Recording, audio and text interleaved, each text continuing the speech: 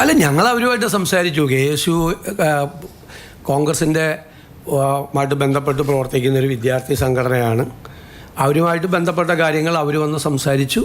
അവർ പറയുന്ന പരാതികൾ ഞങ്ങളുടെ ശ്രദ്ധയോടുകൂടി കേട്ടു. അതിൽ ഗവൺമെൻറ്റിൻ്റെ ഭാഗത്തു നിന്നുള്ള ക്ലാരിഫിക്കേഷൻ എന്താ അതിൻ്റെ കാരണം എന്ന് അവരോട് വിശദീകരിച്ചു.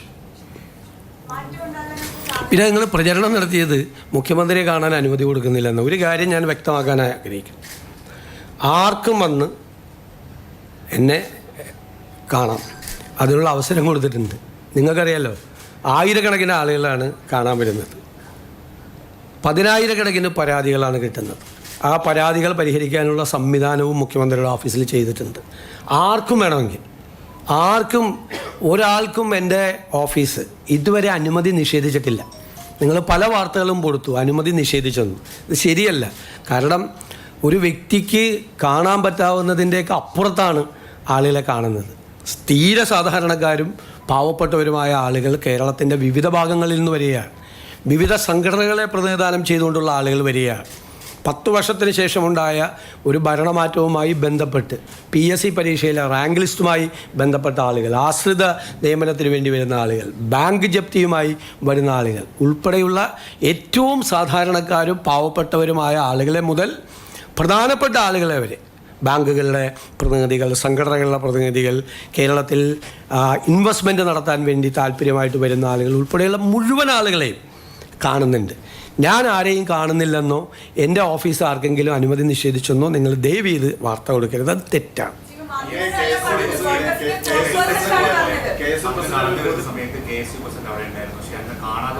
ഞാൻ അദ്ദേഹത്തെ കണ്ടില്ലല്ലോ. ഞാൻ മാത്രമല്ല, അവിടെ മാധ്യമങ്ങളുടെ മുമ്പിലാണ് ഞാൻ ഇറങ്ങി വന്നിട്ട് 2:50 തേവര കോളേജിൽ നിന്ന് ഇറങ്ങുന്നത്. 3 മണിക്ക് പ്രധാനമന്ത്രി പങ്കെടുക്കുന്ന മീറ്റിംഗാണ്, റെയിൽവേ സ്റ്റേഷനുകളുടെ ഉദ്ഘാടനം.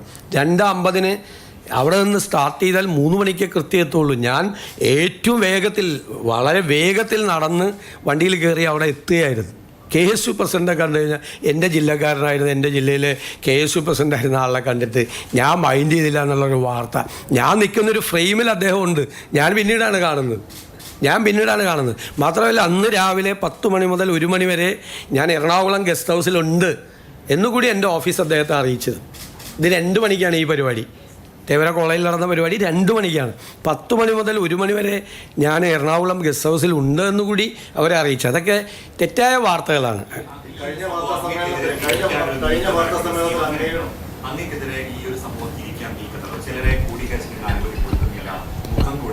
അതല്ലേ ഞാൻ വളരെ ക്ലിയർ ചെയ്ത് പറഞ്ഞത്. ഇനിയുള്ള കാലത്തേക്ക് കൂടിയല്ല പറഞ്ഞത്. ഒരാൾക്കും അനുമതി നിഷേധിച്ചിട്ടില്ല, ഞാനോ എൻ്റെ ഓഫീസോ. നിഷേധിക്കുകയില്ല, ഒരു കാരണവശാലും നിഷേധിക്കും. എല്ലാവർക്കും വന്ന് കാണാം. ഞാൻ അതുകൊണ്ടല്ല, ഹിന്ദു ഐക്യവേദിയുടെ ആളുകൾ വന്ന് എന്നെ കണ്ടപ്പോൾ അത് വിവാദമാക്കാൻ ശ്രമിച്ചു. എല്ലാ സംഘടനകളിൽപ്പെട്ട ആളുകൾ വന്ന്, ഇന്നിപ്പോൾ SFIയുടെ പ്രതിനിധികൾ ചോദിച്ചിട്ടുണ്ട്, അവസരം ചോദിച്ചിട്ടുണ്ട്.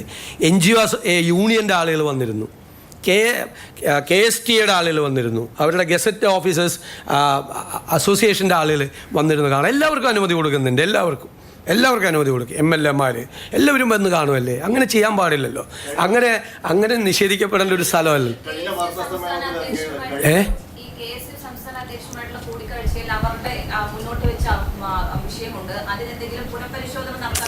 അതൊക്കെ നമ്മൾ എന്തെങ്കിലും ഉണ്ടെങ്കിൽ നിങ്ങളെ അറിയിക്കാം. ഞാനങ്ങനെ പറഞ്ഞിട്ടില്ല, നിങ്ങൾക്കറിയാമല്ലോ.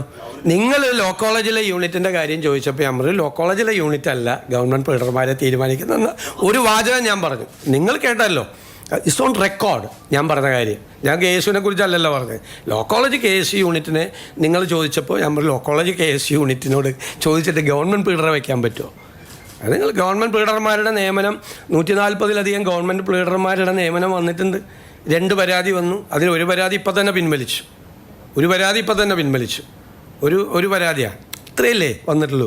നിങ്ങൾ ഇതിന് മുൻപ് കഴിഞ്ഞ സർക്കാരിൻ്റെ കാലത്ത് ഗവൺമെൻറ് ബിൽഡർമാരെ വെച്ചതും അതിന് മുമ്പ് ഉമ്മൻചാണ്ടി സർക്കാരിൻ്റെ കാലത്ത് ഗവൺമെൻറ് ബിൽഡർമാരെ വെച്ചതൊക്കെ ഒന്ന് കമ്പയർ ചെയ്ത് നോക്ക് നിങ്ങളൊന്ന്. പിന്നെ നമുക്ക് അവിടെ AGയുടെ ഓഫീസും DGPയുടെ ഓഫീസും ഒക്കെ പറയുന്ന അഭിഭാഷകരെ കൂടി നമുക്കവിടെ വയ്ക്കേണ്ടി വരും, പല കാരണങ്ങളുമുണ്ട്.